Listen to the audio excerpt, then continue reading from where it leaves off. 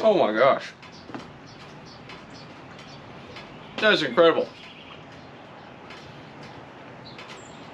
This is hands down my favorite venison recipe.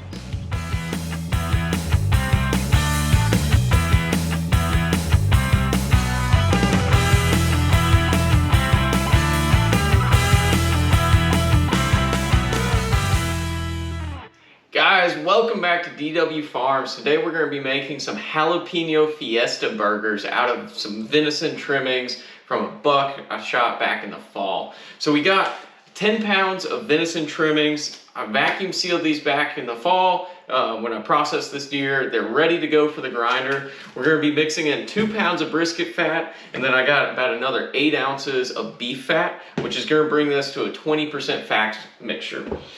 For our seasoning, we're going to be using this Fiesta Salsa burger seasoning blend from Cabela's. I have 2 jars of it. It's about 10 ounces in total of seasoning. This is going to be a perfect spice level burger and make it super easy for grilling. So we're going to go ahead and throw all of the trimmings, fat, and seasoning into this tray and get it going through the grinder on the coarse plate.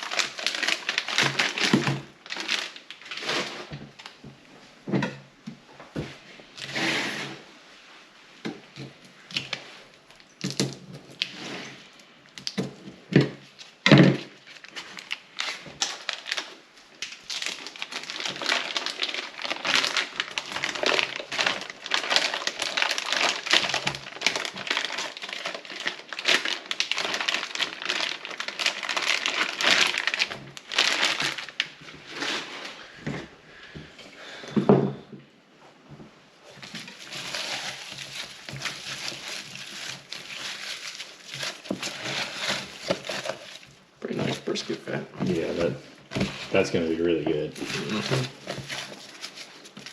So we got our 10 pounds of venison trimmings. Like I said earlier, I like to make sure when I'm packing these away in the freezer that they're ready to go for the grinder. So we got these all cubed up into good sized pieces that my grinder's going to take. We got 2.5 pounds of brisket fat. This is all beef fat. So some of this is coming from a brisket I smoked about 2 months ago. So we're using our leftover fat there. And then also some beef fat. Usually farmers markets are great places to find beef fat. It should be around like $2 to $3 a pound. So don't pay, more than that for it. So we're gonna use 2 jars of this Fiesta Salsa seasoning. This is stuff I got from Cabela's. Super good burgers, right amount of heat, and really good flavor profile. So let's pour one in, and we'll give it a little mix before we add in the other one.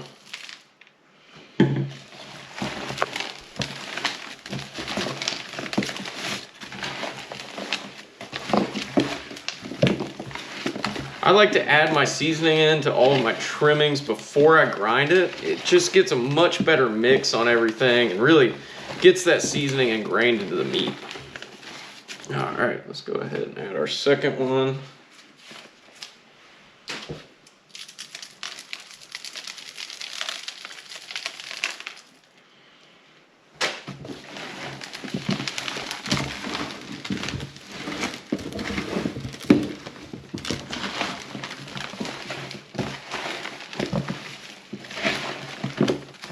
All right, we got our trimmings and fat all seasoned up. I'm using my 1/2 horsepower grinder today, so this is from Made With Meat. It's an absolute beast. We should be able to chew through this first round of grinding in about 5 minutes.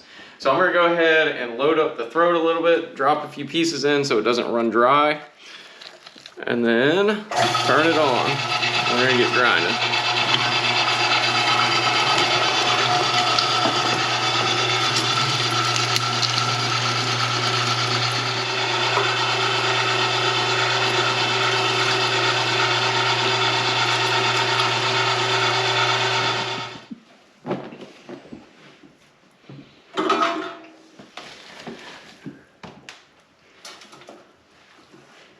This grinder's just a beast. Need to get that dual grind one.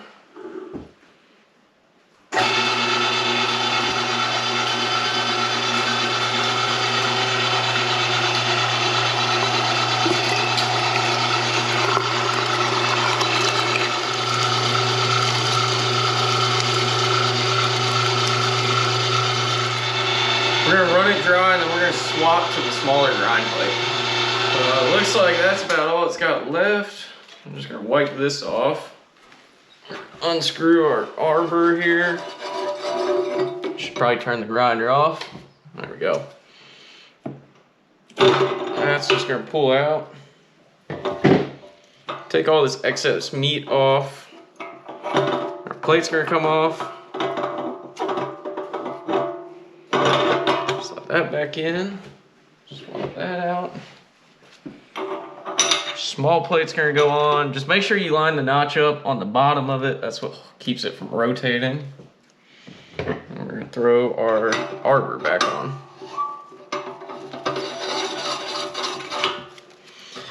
All right, let's switch the containers and then we're gonna do the fine grind right now. I'm gonna give it a quick mix just to even out that fat mixture with the meat.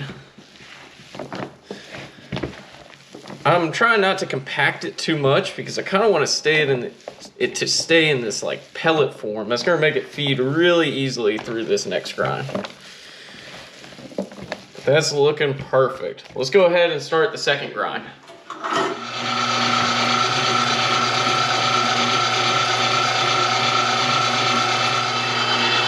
I like to almost pinch off small pieces of meat and feed it in just to drop it down the throat.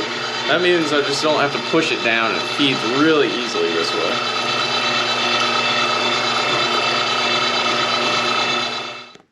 We just got through the fine grind, so I'm gonna give it a quick mix, try to get the rest of these seasonings off of this container just to help with the cleanup process. And then we are going to start weighing this out into 6-ounce patties and using a patty press to form them.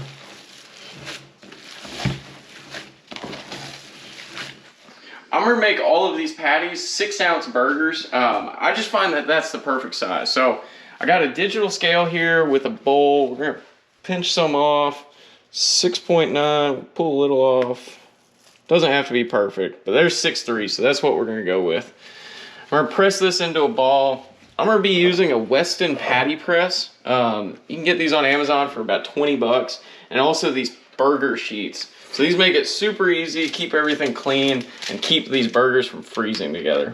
So we'll put the ball in between 2 sheets, and then you just kind of have to hold it in there when you start pressing down, and then press, oh, and I got this way too tight. So we're gonna have to loosen this up. Let's see about pressing that one down. Let's see how it formed. There we go, that's just what we're looking for. So that's a perfectly shaped patty. 6 ounces. So I'm gonna set that over here. We're gonna go ahead and knock out the rest of these patties and then I'll show you the vacuum sealing process and then we'll cook a few up. Just finished forming all of the patties. We ended up with 33 venison burgers in total. Again, these are 6-ounce patties. That's just the size I like to eat. So we're gonna go ahead, set these in the freezer for probably about 30 minutes while I just get everything cleaned up, and then we're gonna go through the vacuum sealing process to get these locked away in the freezer. Burgers have had about 30 minutes in the freezer. I've gotten all the equipment in the kitchen cleaned up, so it's time to get these vacuum sealed. I like to use these 6x11 bags. Definitely go ahead and write with a Sharpie on them beforehand, before filling them up. Makes it a whole lot easier to be able to write on them. But I'm gonna put 2 burgers per bag. The nice part about doing this yourself is you can package it into whatever is convenient sizes for you. But we're just gonna slide these in. They do have to overlay just a little bit to be able to get them all the way in, and then just tuck that parchment paper in. So that's the way we're gonna seal them right there. Now I'm gonna lay it in. I have a chamber vacuum sealer. This is an Avid Armor. It's like $300 on Amazon. I have it set to 30 seconds of vacuum time, 4 seconds of seal time. So let's go ahead and fill them up.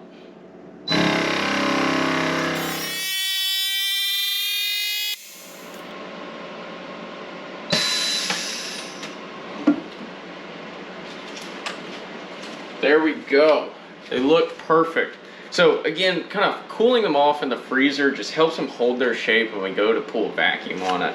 But I'm gonna go ahead and knock out the rest of these packs, and then they are ready for the freezer, and we're gonna cook 2 of these burgers up. Just got all 31 burgers sealed up, ready for the freezer. I saved 2 of them. Let's go pop them on the grill right now. I got my mini charcoal grill ripping right around 450 degrees, so let's pop these on. They're gonna take only about 3 to 4 minutes per side. I'm excited to see what this brisket fat's gonna do, because those burgers look just absolutely incredible. It's been about 4 minutes. Let's go ahead and flip them.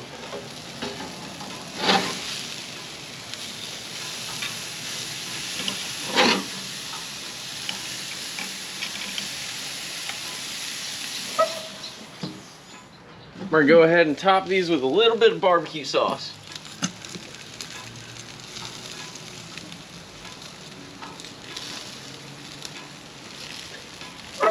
We're gonna let that go about 1 minute and then add the cheese on top. Let's go ahead and top them with a little bit of pepper jack cheese.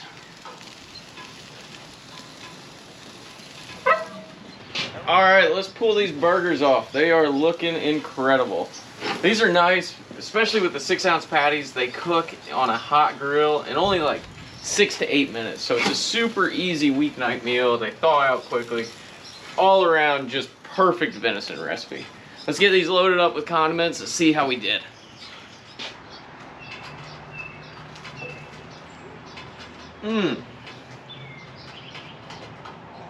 Oh my gosh. That is incredible. This is hands down my favorite venison recipe. So, thank y'all for tuning in to another episode of DW Farms. If you enjoy these wild game recipes, I do a ton of meat processing. So let me know what you want to see. We can do Italian sausage, summer sausage, snack sticks, whatever it is, we can do it next. Even hot dogs. Trying to learn a lot about venison processing. So thank y'all for tuning in. Hope to see you on the next episode.